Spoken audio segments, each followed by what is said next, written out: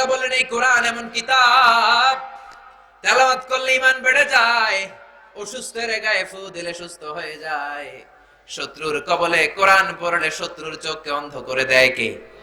এই কোরআন এমন পাওয়ারফুল কিতাব, আমরা মজায় মজায় পড়ি, কিন্তু বিশ্বনবী প্রচন্ড শীতের রাতেও কোরআন রিসিভ করতে যে ঘেমে যেতে, প্রচন্ড কনকনে শীত, কিন্তু সাইয়েদনা জিবরাইল যখন কোরআনটা পাঠাতেন, ওনার মস্তিষ্কে যখন ঢুকতো আর অন্তঃকরণে যখন ঢেলে দেয়া হতো, লা ইয়াতাফাসসাদু জাবিনুহু আরাফান, মা এসে বলে শীতের রাতে আমরা কাঁপতাম আর নবী ঘামতো। সুবহানাল্লাহ, বাড়িতে যে বলেন চিল্লায় পড়েন আল্লাহু আকবার। আল্লাহ বললেন এই কোরআনকে যদি পাহাড়ের উপর নাযিল করতাম, এই কোরআনকে যদি মাউন্ট এভারেস্টের উপর নাযিল করতাম, তোমরা দেখতা কোরআনের ভারে পাহাড়টা ভেঙে খান খান হয়ে যেত, ঠিক কিনা? লাউ আনজালনা হাযাল কুরআন আলা জাবালিন লারাআইতাহু খাশিআম মুতাসাদ্দিআম মিন খাশিয়াতিল্লাহ। এই কোরআনকে যদি আলাস্কা পর্বতমালায় নাযিল করতাম, তুর পাহাড়ের উপর নাযিল করতাম, এই কোরআনকে যদি চিম্বুক পাহাড়ের উপর নাযিল করতাম, এই কোরআনকে যদি ময়মনসিংহের গারো পাহাড়ের উপর নাযিল করতাম, এই কোরআনকে যদি সাউথ ইউরোপের আল্পস পর্বতমালার উপর নাযিল করতাম, তোমরা দেখতে কোরআনের পাহাড়ে, কোরআনের ভাড়ে পাহাড়গুলো তুলার মতো ভেঙে চুরমার হয়ে যেত। সুবহানাল্লাহ। বিশ্বনবী ঘেমে একাকার হয়ে যেতেন। আবার বিশ্বনবী যখন গাধার উপরে বসে থাকতেন, গাধার উপর বসে থাকা অবস্থায় যখন কোরআন নাজিল হতো, বিশ্বনবীর ব্যবহার করা গাধাটা মুহূর্তের মধ্যে বসে যেত। উটের উপর বসা থাকলে উটের পা গুলো জমিনে দেবে যেত। বিশ্বনবী মাঝে মাঝে সাহাবাদের পায়ের মধ্যে ক্লান্ত হলে পায়ের মধ্যে মাথা রেখে, সাহাবীর রানের মধ্যে পায়ের মধ্যে মাথা রেখে ঘুমিয়ে পড়তেন। কি সহজ সরল নবী ছিল। এক সাহাবী বিশ্বনবীর পালক পুত্র যায়েদ বিন হারেসা, সে বলল একবার বিশ্বনবী 1 ঘন্টা ওনার মাথা মুবারক আমার রানের মধ্যে পায়ের মধ্যে রেখে ঘুমালেন, আমার কিছুই মনে হয় না। হঠাৎ ঘুম থেকে উঠে শুয়ে রইলেন, জিব্রাইল এসে, সাইয়েদনা জিব্রাইল এসে বিশ্বনবীর উপর কোরআন নাজিল করতে শুরু করলো। যখনই কোরআনের আয়াত নাজিল হচ্ছিল, আমার মনে হচ্ছে হাতুড়ি দিয়ে পিটিয়ে কেউ আমার পায়ের রানকে ভেঙে ফেলছে। 1 ঘন্টা ঘুমিয়ে রইলো, আমার কষ্ট হয় না, কিন্তু কোরআনের আয়াত যখন নাজিল হবে, হাত্তা তারুদ্দা ফাখিদি, ফাখিদ মানে হলো রান, মনে হলো আমার রানের হাড্ডি মুহূর্তের মধ্যে ভেঙে চুরমার হয়ে যাবে। এজন্য কোরআনকে এত শক্তিশালী করে নাজিল করলো কে? আল্লাহ। এই কোরআন পড়ার দরকার আছে না নাই? এই কোরআন শোনার দরকার আছে না নাই? কিন্তু আমরা কোরআন পড়ি না, শুনি না। ওয়াজ করে লাভ হবে না যদি নিজ থেকে মোটিভেটেড আপনি না হন। Self motivation is the very important thing. সবচেয়ে গুরুত্বপূর্ণ হচ্ছে সেলফ মোটিভেটেড। যেটা আমার থেকে শুনলেন, এটা নিজের মধ্যে নিতে হবে। আমাদেরকে কোরআন তেলাওয়াত করতে হবে। বিশ্বনবী পাগল পড়া হয়ে সারাদিন কোরআন পড়তেন, অন্য সাহাবীকে শোনাতেন। এক সাহাবী ছিল উবাই ইবনে কাব। বিশ্বনবী বলেন আকরাউহুম উবাই, সব সাহাবীদের মধ্যে সবচেয়ে ভালো কারি হচ্ছে উবাই ইবনে কাব। বিশ্বনবী বললেন ইয়া উবাই ইন্নাল্লাহা আমারানি আন আকরা আলাইক, উবাই আল্লাহ আমাকে আদেশ করেছে আমি যাতে তোর কাছে কোরআন শোনাই। উবাই বললেন ইয়া রাসূলুল্লাহ আসাম্মানি, আল্লাহ আমার নামটা ধরে বলেছে যে আপনি আমাকে সে কোরআন শোনাবেন। বিশ্বনবী বললেন নাম, তোর নাম বলেছে। সাইয়েদনা উবাই চিৎকার দিয়ে চোখের পানি ছেড়ে দিলেন, ও নবী আপনার কাছে কোরআন নাজিল হয় আর আপনি কেমন করে আমারে কোরআন শোনাবেন? সুবহানাল্লাহ। বিশ্বনবীর সুন্নাত ছিল বিশ্বনবী সাহাবীদের কাছে কোরআন শোনাতেন, সাহাবীর কাছ থেকে নিজে শুনতেন। এজন্য বাবা ছেলেরে কোরআন শোনান, ছেলে বাবারে কোরআন শোনান, শাশুড়ি বৌমাকে কোরআন শোনান, বৌমা শাশুড়িকে কোরআন শোনান, ভাই ভাইকে কোরআন শোনান, বন্ধু বন্ধুকে কোরআন শোনান। সমাজটারে কোরআনের সমাজ বানিয়ে দিবে কে? এই কোরআন শোনানোর প্র্যাকটিসটা আমাদের নাই। আমি মিশরে 5 বছর পড়েছি, আমাদের ট্র্যাডিশনে ছিল, আমার আফ্রিকান বন্ধু, আমি বলতাম আইজিন আন নাকরা আলাইকা শেখ, আমি তোমার কাছে একটু কোরআন তেলাওয়াত করব। সে বলবো হাইয়া তাফাদ্দাল, ইনতা মিনেন, কোন দেশের? বলতাম মিন বাংলাদেশ, আমি বাংলাদেশ থেকে এসেছি। তাআলা ইজলিস হেনা ইয়া হাবিবি, আসো এখানে বসো। আমি তাকে সূরা শোনাতাম, সে বলতো আমি একটা সূরা তোমারে শোনাতে চাই, চিনি না জানি না, সেও আমারে সূরা শোনাতো। বন্ধুত্ব করে দিত কে? আল্লাহ। এইজন্য একে অপরকে কোরআন শোনান, অন্যের কাছ থেকে কোরআন শুনেন। মুসলমানের সন্তান হয়ে আমরা কোরআন শুনি না, কিন্তু আবু জাহেল, আবু লাহাব, আবু সুফিয়ান, উতবা, সাইবা প্রতিদিন রাতে বিশ্বনবীর কণ্ঠে কোরআন শুনতে যেত। আবু জাহাল কাফের, মক্কার কিং, মক্কার বাদশা, মক্কার মুশরিকদের লিডার, মুশরিক আর কাফির হয়েও প্রতি রাতে তারা বিশ্বনবীর কণ্ঠে কোরআন শুনতে যেত। সুবহানাল্লাহ পড়তে পারলেন না?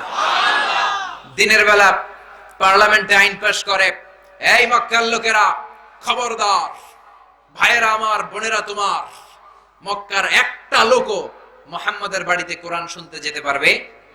কিন্তু কত বড় লজ্জাহীন, শরমহীন, প্রতি রাতে এরা নিজেরাই কোরআন শুনতে যেত। কাফির হয়ে নবীর কণ্ঠের কোরআন না শুনলে এদের ঘুম আসতো না। আমার নবীর কণ্ঠের তেলাওয়াত না শুনলে এদের চোখ দুটি রাতে বুঝতো না। দিনের বেলা ঘোষণা দিত কেউ যাবে না, রাতে নিজেরাই যেত। একা যেত না, আবু জাহেল যেত, উতবা যেত, শাইবা যেত, ওয়ালিদ ইবনে মুগিরা যেত, মক্কার আরেক কিং আবু সুফিয়ানও যেত। বিশ্বনবীর অভ্যাস ছিল সারাদিন যে আয়াতগুলো নাজিল হয়েছে ওই আয়াতগুলো রাত্রে বেলা তেলাওয়াত করে রিভাইজ দিয়ে ঘুমাতে যেতেন। বিশ্বনবী মন্ত্রমুগ্ধ করা কণ্ঠে তেলাওয়াত করছে, আবু জাহেল প্রাণ ভরে শুনে, আবু লাহাব শুনে, উতবা শুনে, শাইবা শুনে, আবু সুফিয়ান শুনে। বিশ্বনবীর যখন তেলাওয়াত শেষ সবগুলো লুকিয়ে বাড়িতে চলে যায়, কিন্তু ফিরে যাওয়ার রাস্তা ছিল একটা। জোরে বলেন কয়টা? সবার সাথে সবার দেখা হয়ে যেত। লজ্জা শরম কই রাখবে? দিনের বেলা পার্লামেন্টে মেম্বার অফ দ্য পার্লামেন্ট মক্কার যারা ছিল আইন পাস করেছে, কেউ যেতে পারবে না মুহাম্মাদের কণ্ঠে তেলাওয়াত শুনতে। রাতের বেলা নিজেরাই যায়। আবু জাহেল কয়, এই উতবা তুই গেছিলি কই? কই গেছিলাম এদিকে একটা কাজ ছিল। শাইবা তুই গেছিলি কই? কয় আমিও এদিকে। আবু সুফিয়ান তুই কোন দিকে? ওইদিকে। সবাইকে আমনে কোন দিকে? কয় তোরা যেদিকে আমি ওইদিকে। সবাই মুহাম্মাদের বাড়িতে কোরআন শুনতে যেত। আবু সুফিয়ান বলে, খবরদার এই কথা যেন কেউ জানতে না পারে। আমরা হলাম মক্কার কিং, আমরা হলাম মক্কার বড় লিডার। আমাদের এই কথা যদি জনগণ জানতে পারে, মায়ের একটাও মাটিতে পড়বে না। পড়বে কই? সব পিঠে পড়বে। কি করা যায়? আবু জাহেল বলল, না, এভাবে চলতে দেয়া যায় না। কালকে থেকে যত এমপিরা আছে মক্কার মেম্বার অফ দ্য পার্লামেন্ট, সবার কাছ থেকে দস্তখত নেওয়া হবে, কেউ মুহাম্মাদের বাড়িতে কোরআন শুনতে যেতে পারবে না। এরপরের দিন আবার ভাষণ, ভাইয়েরা আমার, বোনেরা আমার, আজ থেকে মুহাম্মাদের বাড়ির সিপাই কেউ যেতে পারবে না রাতের বেলায়, আপনারাও না, আমিও না। যদি কেউ যায় 100টা উট জরিমানা। কয়টা? 100 উটের দাম কিন্তু অনেক বেশি। সবাই বলল আমরা কেউ যাব না। আসলে কেউ যায় না, ওইগুলাই যায়। আবু জাহেল, উতবা, শাইবা, চোরের মার বড় গোলা তো, ওরাই যায়। 100 করে উট জরিমানা দেয়া হবে রাষ্ট্রীয়ভাবে। যারা যাবা খবর আছে। পরের দিন রাতের বেলা আবু জাহেল যখন বিছানায় যায়, মনে মনে ভাবে আজকে যেই পানিশমেন্টের ঘোষণা দেয়া হয়েছে, 100 উট জরিমানা দিয়ে মক্কায় কেউ তেলাওয়াত শুনতে যাবে না, আমি কেন যাব না? আমি একটু যাই। মজার বিষয় হচ্ছে উতবা, শাইবা, ওয়ালিদ ইবনে মুগিরা, আবু সুফিয়ান, আবু লাহাব, তাদেরও একই চিন্তা। আবু জাহেল আমাদের কিং, আমাদের লিডার, যেই ধমক দিয়েছে, কারো সাহস নাই যে আজকে যাবে, আমি একটু যাই। আজকেও সবাই সিপাই যে তেলাওয়াত শুনতেছে। বিশ্বনবী ওনার মন্ত্র মুগ্ধ করা কণ্ঠে তেলাওয়াতগুলো রিভাইজ করে ঘুমের প্রস্তুতি যখন নিচ্ছেন, সবগুলো দৌড়। ফিরে আসার রাস্তা কয়টা? আবার দেখা হয়ে গেছে। আবু জাহেল কই, কি রে? উতবা কই, কি রে? কই গেছিলি? কই গেছিলাম। তোরা কই গেছিলি? কই আমরাও গেছিলাম। আরে গেছিলি তো বুঝলাম, কই গেছিলি? কই মুহাম্মাদের বাড়ির সিপাই। আবু জাহেল বলে, না না, এইভাবে চলতে যাওয়া যায় না। শাস্তির পরিমাণ খুব কম হয়ে গেছে, আগামীকাল আরো ভয়ঙ্কর শাস্তির ঘোষণা দেয়া হবে। পরের দিন পার্লামেন্টে আবার বলে, ভাইয়েরা আমার, বোনেরা আমার, কেউ যাবেন না। সবাই কয় যাব না। যদি যান ভয়ঙ্কর তর ভয়ঙ্কর শাস্তি। যার যেই লোক মুহাম্মাদের কণ্ঠের তেলাওয়াত শুনতে যাবে, তার যত সম্পদ আছে মক্কায় রাষ্ট্রীয়ভাবে সিজ করে নেওয়া হবে। আর তার মাথার চুল কামিয়ে আলকাতরা মেখে মক্কার বাজারে বাজারে ঘোরানো হবে। সবাই দস্তখত দেন। সবাই কয়, আবু জাহেল সাহেব আপনি আগে দেন। আবু জাহেল দস্তখত, উতবা, শাইবা, ওয়ালিদ ইবনে মুগিরা, সবার দস্তখত। কেউ যেতে পারবে না। লাত, মানাত, উজ্জা, 360 দেবদেবীর নামে কসম কেটে তারা হাতে হাত রেখে ওয়াদা করেছে, মুহাম্মাদের বাড়ির সিপাই কেউ যাবে না। রাতের বেলা দিন গড়িয়ে রাত আসলো।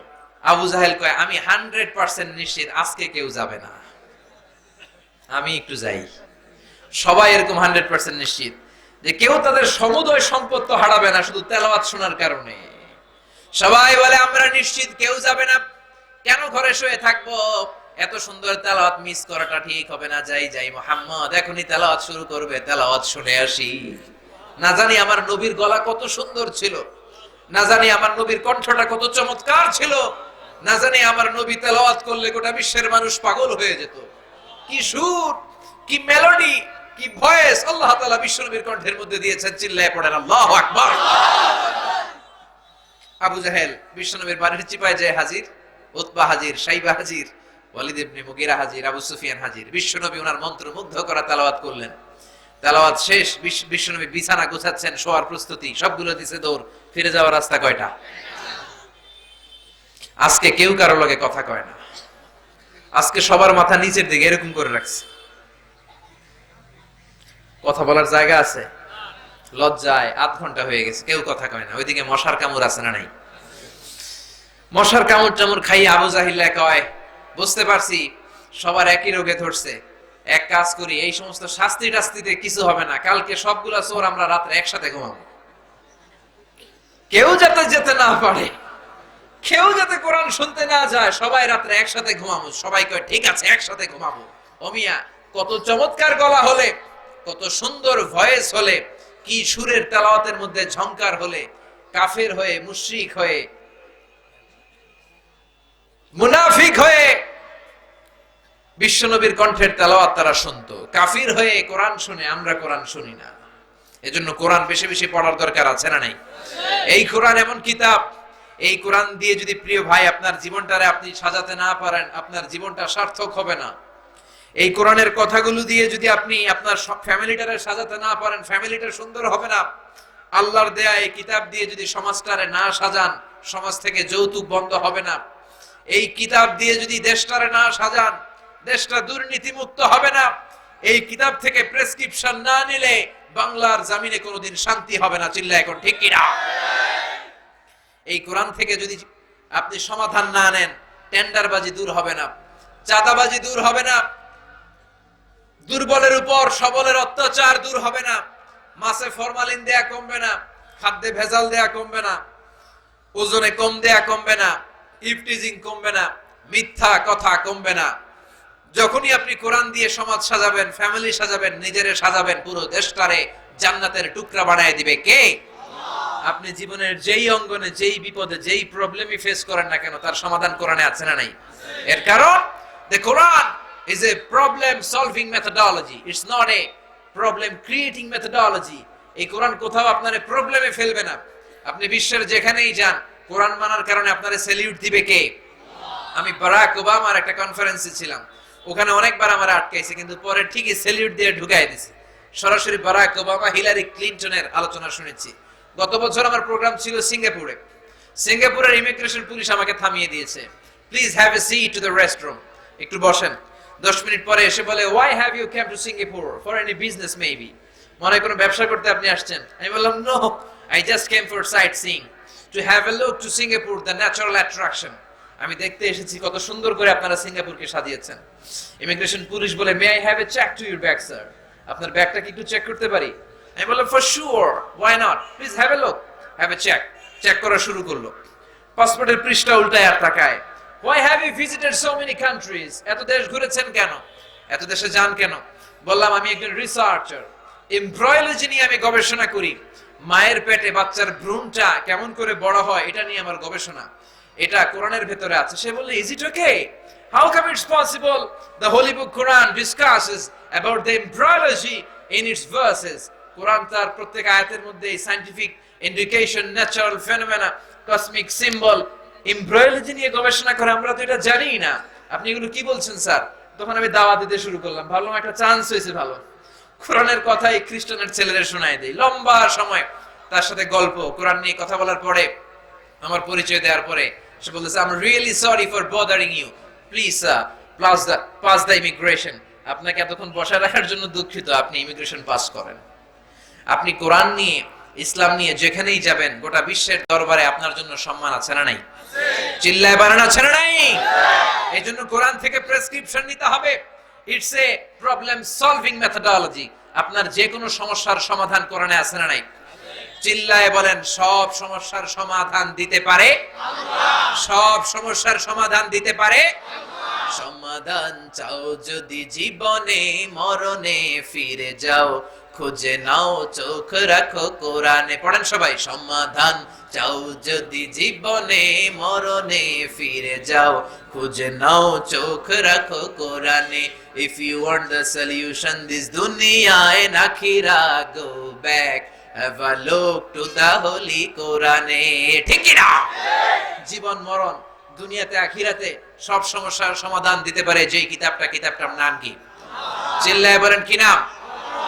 এই কোরআনে কারীম, the best seller book ever in the world। পৃথিবীতে যেই বইটা সবচেয়ে বেশি বিক্রি হয়েছে বইটার নাম কি? যেই বইটাকে ছাপাখানায় সবচেয়ে বেশি ছাপানো হয়েছে বইটার নাম কি? যেই কিতাবটা পৃথিবীতে সবচেয়ে বেশি বিনামূল্যে বিতরণ হয়েছে বইটার নাম কি? এই পৃথিবীতে প্রিন্টেড কোরআন, ছাপা কোরআনের সংখ্যা অলমোস্ট 3 বিলিয়ন। এই পৃথিবীতে 600 কোটি মানুষের বসবাস, আর কোরআন ছাপানো এরকম কোরআনের বই আছে 300 কোটি। সুবহানাল্লাহ পড়বেন না? তার মানে আপনি হিন্দু হন, বৌদ্ধ হন, খ্রিস্টান হন, আস্তিক হন, নাস্তিক হন, প্রত্যেক 2 জন মানুষের জন্য একটা কোরআন আছে না নাই? এই কোরআনের হাফেজ পৃথিবীতে 70 লক্ষ ছাড়িয়েছে গত বছর। সুবহানাল্লাহ বাড়িতে যে চিল্লায় পড়েন আল্লাহু আকবার। এজন্য কোরআন শিক্ষার গুরুত্ব আছে না নাই? ছেলে মেয়েদেরকে হাফেজ বানানোর দরকার আছে না নাই? আমার দেশের হাফেজরা কোন ইন্টারন্যাশনাল প্ল্যাটফর্মে যদি বসে, তাদেরকে প্রশ্ন করে কোরআন থেকে আটকাতে পারে এরকম বিচারক আল্লাহর জমিনে পয়দা হয় নাই। আমাদের হাফেজ ফজলে রাব্বি আদেল গোটা বিশ্বব্যাপী হাফেজ হয়েছে। হাফেজ নাজমুল সাকিবের কথা আমি বলি, গোটা বিশ্ব কাঁপিয়ে 1 নাম্বার হাফেজ। হাফেজ তারিকুল ইসলাম নাম্বার 1 হাফেজ। হাফেজ জাকারিয়া গোটা বিশ্ব কাঁপানো হাফেজ। চিল্লা এখন ঠিক কিনা? এখন গোটা বিশ্ব দরবার এই কোরআনের কারণে আমাদেরকে চিনতে শুরু করেছে। একটা সময় ছিল তখন শুধু আমাদের মিলিটারির জন্য আমাদেরকে চিনত, আমাদের সেনাবাহিনী, আমাদের অহংকার, আমাদের গর্ব। সাউথ আফ্রিকার বিভিন্ন দেশে পিস কিপিং মিশন, শান্তিরক্ষী বাহিনী হিসেবে তারা অনেক সম্মান কুড়িয়েছে, বিশেষ করে সিয়েরা লিওনে, তাই না? সিয়েরা লিওনের ফ্রি টাউনে আমাদের ভাষাকে ওরা নিজেদের ভাষা বলে, সেকেন্ড ভাষা বলে ঘোষণা দিয়েছে। এই সেনাবাহিনীর কারণে আগে বিশ্ব আমাদেরকে চিনত। আমাদের গার্মেন্ট শিল্পের কারণে চিনত, পোশাক শিল্প। আমাদের রাজস্ব আয়ের লায়ন পার্ট, সিংহ ভাগ আসে ওখান থেকে। এমনকি ডোনাল্ড ট্রাম্প তার নির্বাচনী প্রচারণায় একটা লাল ক্যাপ ইউজ করেছিল। ওই ক্যাপের মধ্যে লেখা ছিল মেক আমেরিকা গ্রেট এগেন, আমেরিকাকে আবার গ্রেট বানাও। ওই টুপিটাও ছিল মেড ইন বাংলাদেশ। সুবহানাল্লাহ কইতে পারলেন না? এই সেনাবাহিনী এই কাপড়ের কারণে আমাদেরকে চিনত। আমাদের প্রিয় মাতৃভাষার কারণে আমাদেরকে চিনে। কারণ 21 ফেব্রুয়ারিতে, 21 ফেব্রুয়ারি শুধু আমাদের এই মাতৃভাষা দিবস নয়, এটা এখন ইন্টারন্যাশনালি রেকগনাইজড। আমাদের টঙ্গীর তুরাগপাড়ার ইস্তেমার কারণে গোটা বিশ্ব আমাদেরকে চিনে। বিশ্ব থেকে লক্ষ লক্ষ লোক আসে, ঠিক কিনা? আবার আমাদের ক্রিকেটের কারণেও চিনি। আমাদের ক্রিকেটাররা যখন ইন্ডিয়াকে বাংলাভাষ করে দেয়, তখন 17 কোটি মানুষ খুশি হয়ে যায়, এই কারণেও চিনে। রিসেন্টলি আমাদের হাফেজদের কারণে গোটা বিশ্বের মানুষ আমাদেরকে চিনতে শুরু করেছে। যখন তরিকুল ইসলাম নাম্বার 1 হাফেজ, নাজমুল সাকিব নাম্বার 1 হাফেজ, ফজলে রাব্বি আদেল, হাফেজ জাকারিয়া যখন বিশ্ব সেরা হাফেজ, তখন গোটা বিশ্বে একটা গুঞ্জরণ সৃষ্টি হয়েছে যে আইনা বাংলাদেশ, আইনা বাংলাদেশ। আরবরা বলে কোথায় বাংলাদেশ, কোথায় বাংলাদেশ? আমরা বলি বিজ্ঞান বি পাকিস্তান ওয়াল হিন্দ। ইন্ডিয়া এবং পাকিস্তানের মাঝখানে ছোট্ট একটা দেয়া হয় না, সে দেশে বিশ্ববিজয়ী হাফেজ হয়তো একটা সময় আর জন্মাবে না। যে দেশে আলেমদের মর্যাদা দেয়া হয় না, ওই দেশে আলেম জন্মায় না, ওই দেশে জন্মায় ডাকাত, ডন আর দুর্নীতিবাজ। চিল্লা এখন ঠিক কিনা? এই জন্য আল্লাহ বললেন এই কিতাবটা এমন কিতাব, এই কিতাবের সাথে যদি তোমরা লেগে থাকো, দুনিয়া আখিরাতে সব জায়গায় সম্মান বাড়াবে কে? পৃথিবীর কোন কিতাবের সাথে এই কিতাবের তুলনা চলে? এই যে আমরা অন্যান্য ধর্মের কিতাবের নাম শুনি, বেদ, শ্রীমদ ভগবত গীতা, বাইবেল, মহাভারত, ত্রিপিটক, এগুলোর সাথে কোরআনের তুলনা হয়? ওই কিতাবগুলোতে অসঙ্গতি আছে। কোরআনে কোনো অসঙ্গতি আছে? ভুল আছে? সন্দেহ আছে?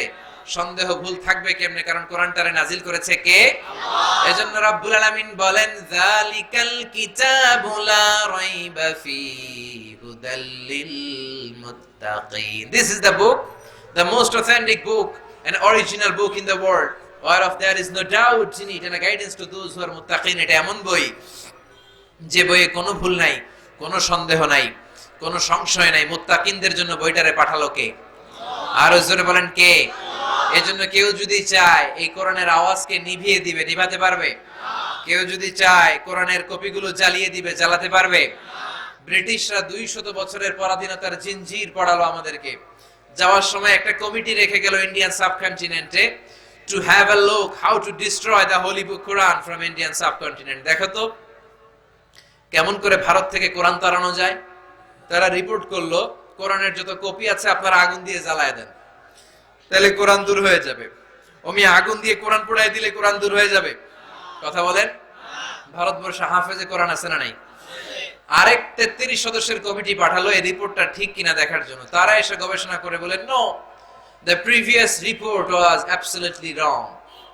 আগের রিপোর্টটা ভুল ছিল, because the people of Indian subcontinent they don't just write down the holy Quran in blank pages, they memorise the Quran in their heart. ভারতবর্ষের লোকেরা কোরআনকে শুধু কাগজে লিখে রাখে না, কোরআনকে তারা হেফজ করে সিনার মধ্যে রাখে। যদি কোরআনকে ভারতবর্ষ থেকে দূর করতে হয়, ভারতবর্ষের লক্ষ লক্ষ হাফেজে কোরআনদেরকে জবাই করে রক্তের গঙ্গা বইয়ে দিতে হবে, তা না হলে ভারত থেকে কোরআন দূর করা যাবে। তার মানে আগুন জ্বালিয়ে দিলে, আগুন লাগাই দিলে কোরআনের কাগজে কোরআন পড়বে, কিন্তু হাফেজের কলিজায় কোরআন আছে না নাই? যদি আগুন লেগে ধ্বংস হয়ে যায়, ধ্বংস হয়ে যায়, যদি আগুন লেগে যায় পুড়ে যায় পৃথিবীর সব বইয়ের দোকান, বিশ্ব থেকে হারাবে না পবিত্র কোরআন, বিশ্ব থেকে হারাবে না পবিত্র কোরআন। আল্লাহু আকবার। আপনি আগুন জ্বালায় দিতে পারেন, সুলাইমানিয়া বুক হাউস যেটা কোরআন ছাপায় জ্বালায় দিতে পারেন, পৃথিবীর যত ছাপাখানা আছে জ্বালায় দিতে পারেন, কিন্তু কোরআন কি দূর করা যাবে?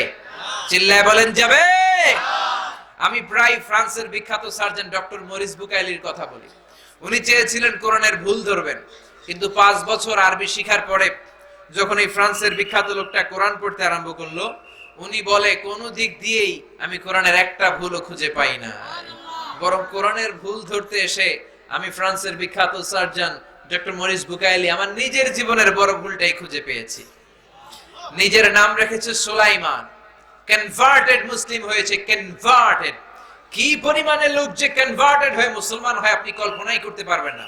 এই নিউজগুলো CNN এ আসে না, বিবিসিতে আসে না, কারণ আসলে গোটা বিশ্বে তোলপাড় হয়ে যাবে। 60-এর দশকে প্রথমে আমেরিকাতে মুসলমান হলো বক্সার মোহাম্মদ আলী, পুরো আমেরিকাতে একটা ধাক্কা লেগে গেল। গত বছর উনি মারা গেছে, মুসলমান হয়েছিল তাই না?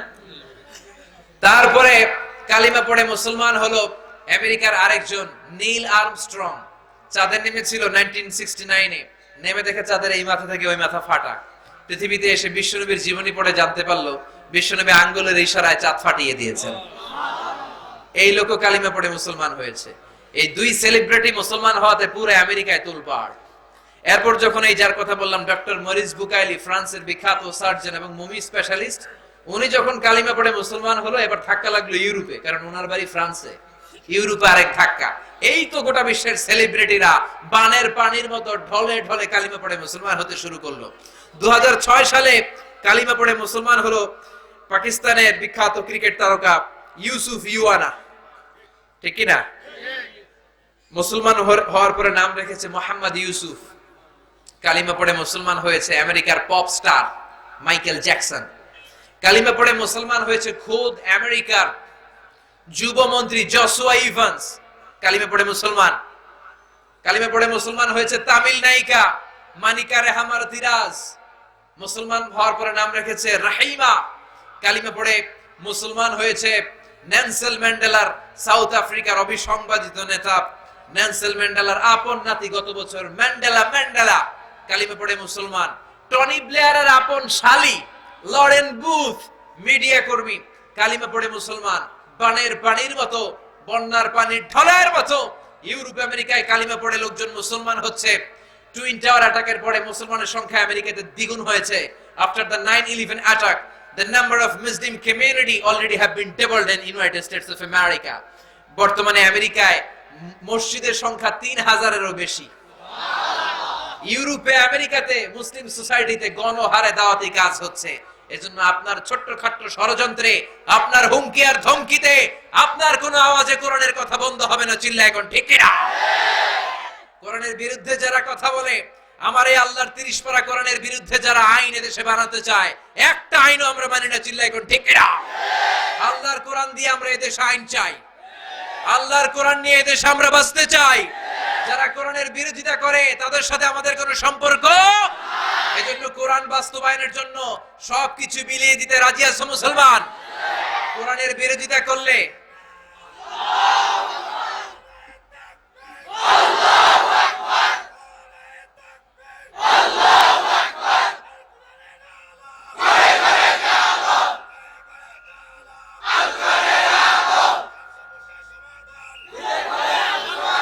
আল্লাহ আমাদের স্লোগানগুলোকে তুমি কবুল করো।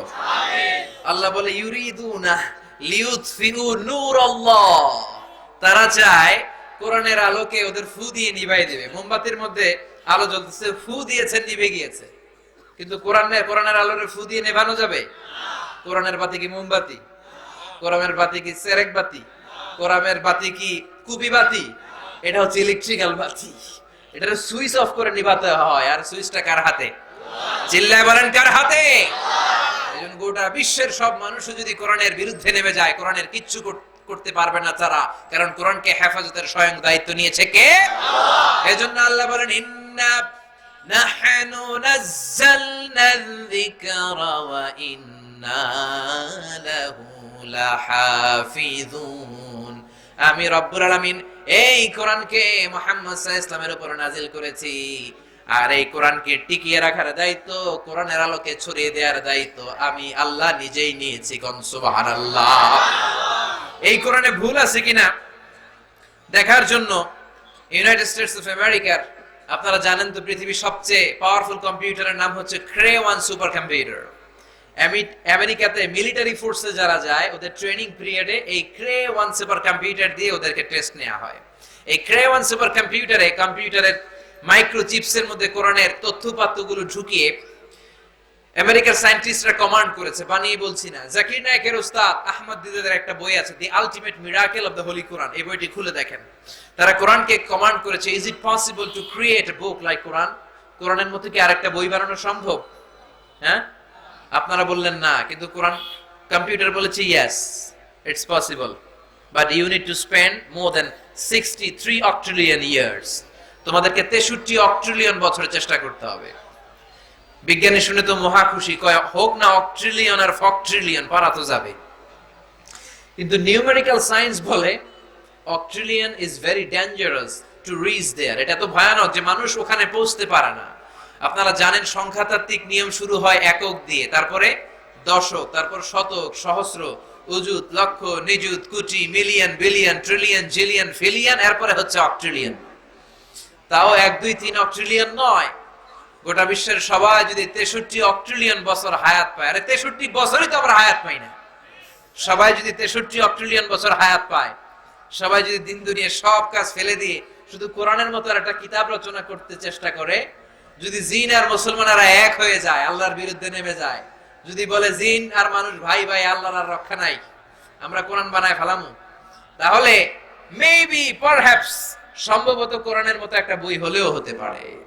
কিন্তু সর্বশেষ ক্রে 1 সুপার কম্পিউটার বলে logically it's quite impossible to create a book like Quran. আসলে যুক্তির আলোকে যদি বলতে হয়, কোরআনের মতো আর একটা বই বানানো পৃথিবীর মানুষদের জন্য অসম্ভব। কারণ পৃথিবীর সব মানুষের 63 অক্ট্রিলিয়ন বছর বেঁচে থাকাও সম্ভব না, কোরআনের মতো আর একটা বইও বানানো সম্ভব না। চিল্লা এখন ঠিক কিনা? রব্বুল আলামিন বলেন, গোলাম আমার একটা কিতাব দিয়েছি, এই কিতাব যদি তুমি পড়ো, তোমাকে অন্ধকারের পথ থেকে আলোর পথে নিবে কে? কিতাবুন আনজালনাহু ইলাইকা লিতুখরিজান নাস মিনাল যুলুমাতি ইলান নূর। সুবহানাল্লাহ। ও Muhammad, I have revealed this holy book unto you in order to lead the mankind out of darkness into the light. ও মুহাম্মদ, এই কোরআনকে আমি তোমার কাছে পাঠিয়েছি, অন্ধকারাচ্ছন্ন মানুষগুলোকে তুমি আলোর পথে নিবা, জাহান্নামী গুলারে জান্নাতি বানাবা, রাম আর বামপন্থী গুলারে ডানপন্থী বানাবা, বেয়াদব গুলারে আদব বলা বানাবা, চিল্লা এখন ঠিক কিনা? অশিক্ষিত লোকগুলারে শিক্ষার আলো জ্বালিয়ে সুশিক্ষিত বানায় দিবে, চিল্লা এখন ঠিক কিনা? কারণ এই কোরআনের প্রথম কথা হলো ইকরা বিসমি রাব্বিকাল্লাযী খালাক খালাকাল ইনসানা মিন আলাক। আল কোরআনের প্রথম বাণী পড়ো, আল হাদিসে নবীর কথা পড়ো। আল কোরআনের প্রথম বাণী পড়ো, আল হাদিসে নবীর কথা পড়ো। পড়ে পড়ে শেখো, শিখে শিখে তুমি তোমার নিজের জীবন গড়ো। আল্লাহু আকবার। এই কোরআন এমন কিতাব, এই কোরআন আপনাকে পড়ার কথা বলে, এই কোরআন সমাজকে আলোকিত করার কথা বলে, এই কোরআন আপনাকে জান্নাতের কথা বলে, চিল্লায় বলেন ঠিক কিনা? এই কিতাব এমন দামি কিতাব, এই কিতাবের প্রতিটা অঙ্গনেই আল্লাহ কিতাবের মর্যাদা বাড়ালেন। আসমানি কিতাব 104টা, চিল্লায় বলেন কয়টা? এর মধ্যে সর্বসেরা কয়টা? এর মধ্যে সর্বশ্রেষ্ঠ কোনটা? আবার নবীদের মধ্যে সর্বসেরা নবী বিশ্ব নবীর উপর কোরআন নাজিল করলেন। আল্লাহ মুসা নবীর উপর কোরআন নাজিল করতে চাইলে করতে পারতেন কি পারতেন না? ঈসা নবীরও দিতে পারতেন, সাইয়েদনা ইব্রাহিমকে দিতে পারতেন, কিন্তু বিশ্ব নবীর উপর কোরআন নাজিল করে কোরআনের মর্যাদা বাড়ালো কে? আল্লাহ। আবার পৃথিবীতে যত এক্সিস্টিং ল্যাঙ্গুয়েজ আছে সবচেয়ে সেরা ভাষা কোনটা? কথা বলেন। ওই আরবি ভাষায় কোরআন নাজিল করে কোরআনের মর্যাদা আরেক ধাপ বাড়ায় দিলেন, ঠিক কিনা? আমাদের যে 12 মাস, আরবি 12 মাসের মধ্যে শ্রেষ্ঠ মাস কোনটা? রমজান। এই রমজানে কোরআন নাজিল করলো কে? আল্লাহ। আবার রমজানের 30 দিন 30 রাতের মধ্যে সবচেয়ে সেরা মাহেন্দ্র ক্ষণ কোনটা? লাইলাতুল কদর, ঠিক কিনা? লাইলাতুল কদরের রাত্রিতে কোরআন নাজিল করলো কে? আল্লাহ। যেই কোরআনকে আল্লাহ এত মর্যাদাবান করলো, ওই কোরআনের সাথে যদি কেউ লেগে যায়, ওই কোরআন যদি কেউ তেলাওয়াত করে, কোরআন যদি পড়ে শুনে মানে, তারও মর্যাদা আছে না নাই? আছে না নাই? এই জন্য সকাল শুরু হতে হবে আমাদের কোরআন দিয়ে। ফজরের সালাত জামাতে পড়ার পরে 68,000 গ্রাম থেকে একটা সময় গুনগুন গুনগুন করে কোরআন তেলাওয়াত হতো। মক্তবগুলোতে আমি যখন ছোট্ট, আমাদের শাহী মসজিদে আমরা কোরআন পড়তাম। আপনাদের এই মসজিদগুলোতে এখনো মনে আছে না? এটা আমাদের tradition, we are proud of it. আমাদের এই ঐতিহ্য আমরা ভাঙবো না। প্রতিদিন সকালবেলা ছেলে মেয়েদেরকে মক্তবে পাঠাবো, রাজি আছেন? যদি সকালবেলা স্কুলে পাঠান, যদি কিন্ডারগার্টেন থাকে, শামসুল হক খান থাকে, তাহলে বিকেল বেলা সান্ধ্যকালীন ক্লাসের ব্যবস্থা করবেন আপনারা যারা গার্ডিয়ান আছেন তারা। কারণ সবার আগে কোরআন, সবার আগে কি? বাঁচতে হলে কোরআন পড়তে হবে, বাঁচতে হলে কোরআন জানতে হবে, তা না হলে আপনি মরে যাবেন। আপনার মৃত্যু দিবসটা কবে এইটাও ছেলে মনে রাখবে না, আপনার জন্য দোয়া করার সময়টাই সে পাবে না, যেরকম ঠিক কিনা? এজন্য ছেলে মেয়েদেরকে কোরআন শিখান, ছেলে মেয়েদেরকে হাফেজে কোরআন বানান, ছেলে মেয়েগুলারে মাদ্রাসায় দেন। এই ছেলেগুলারে আল্লাহওয়ালা বানাবে কে? আর যদি ইসলাম না শিখান, কোরআন না শিখান, এগুলোই হবে বাংলা ভাই, ইংরেজি ভাই, অঙ্ক ভাই, এগুলোই হবে আরশাদ শিকদার, পিচ্চি হান্নান, কালা জাহাঙ্গীর, এগুলোই হবে জঙ্গি। আর কোরআন শিখান, এগুলোর ভদ্র বানাবে কে? ছেলে মেয়েদেরকে কোরআন শিখাতে রাজি আছেন তো? নিজে আপনার বিবিকে কোরআন শোনাবেন, বিবি আপনাকে শোনাবে, একসাথে সূরা ইয়াসিন মুখস্থ করা শুরু করবেন। ছোট ছেলেটারে বলবেন, বাবা এই শুক্রবার থেকে সামনের শুক্রবার দেখি কে কার আগে এই মাসের শুরু থেকে আগামী মাস পর্যন্ত সূরা ইয়াসিন আমরা মুখস্থ করব। 2-3 দিন পর পর ফিডব্যাক নেবেন, আপডেট নেবেন।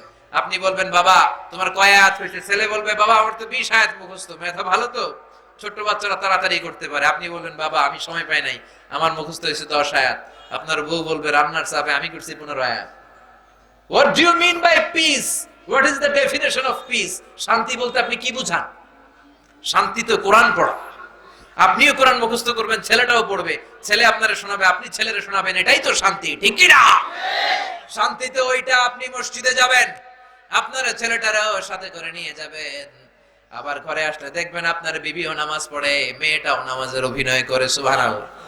আমাদের ছোট্ট মেয়েরা নামাজ বুঝে না কিন্তু দোয়া করে না? ছোট্ট মেয়েরা দেখবেন এরকম করে, এরকম দোয়া করতেছে, আসলে কিছু করতে পারে না, কিন্তু দুইটা ঠোঁট এমনি নাড়ায়, দোয়ার অভিনয় করে। এগুলো শেখানোর দরকার আছে না নাই?